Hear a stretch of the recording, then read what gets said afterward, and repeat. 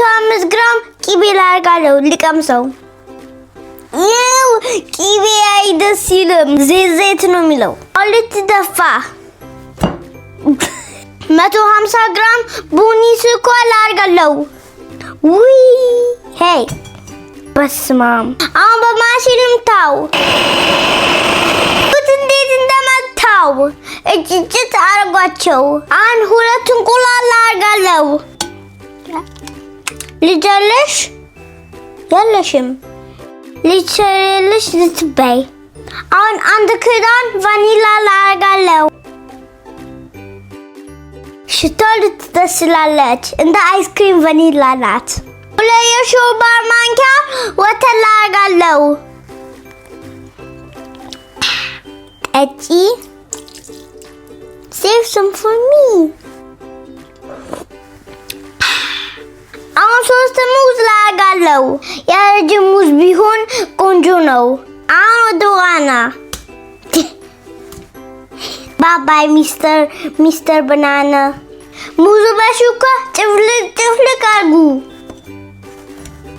አልትፈጭ። አሁን ትንሽ ጨው ላደርጋለሁ። 1 ሻይ ማንኪያ ቤኪንግ ሶዳ ላደርጋለሁ።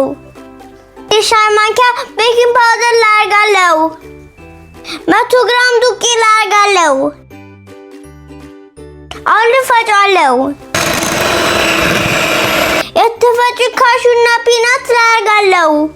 ከሌላችሁ ችግር የለም። አሁን ላቀላቅለው። ሰልሜስ ፓትራዬ ቂቤ ገብቻለሁ። የሰራሁትን ልድፋው። እንደዚህ አድርጋለሁ። ኦቨን ውስጥ ላስበስላለሁ። መጀመሪያ ልቅመሳት። በጣም ነው የምትጣፍጠው ክሪሟ። አሁን ወደ ኦቨን እዩት እንዴት እንዳበሰላልኝ። ሽታው ደስ ይላል። አሁን ገልብጬ ላሳያችሁ። ጎ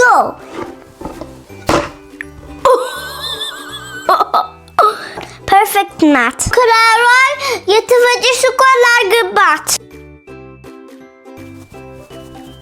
በጣም ያምራል። አሁን ልትቆራስ። የሰራሁት ሙዝ ኬክ። የሰራሁት የሙዝ ኬክ አያምርም? አሁን ልትቀመስ። አፌ ውስጥ ዋኘች። ይሄ ባናና ኬክ በጣም ነው የሚጥመው። ይሄ ባናና ኬክ ቀምሼው አላውቅም። እንዴት እንደሚደስል ባናና ኬክ እንዳትገዙ እናንተ ስሩ። በጣም ነው የምጣፍጡ። ቤታችሁ ስሩ። የምትፈልጉ ምግብ ካለ ኮሜንት ላይ ጻፉኝ። ኮፒ ሼር አድርጉ። ልንጋችሁ ፎሎ አድርጉ። ባይ ባይ።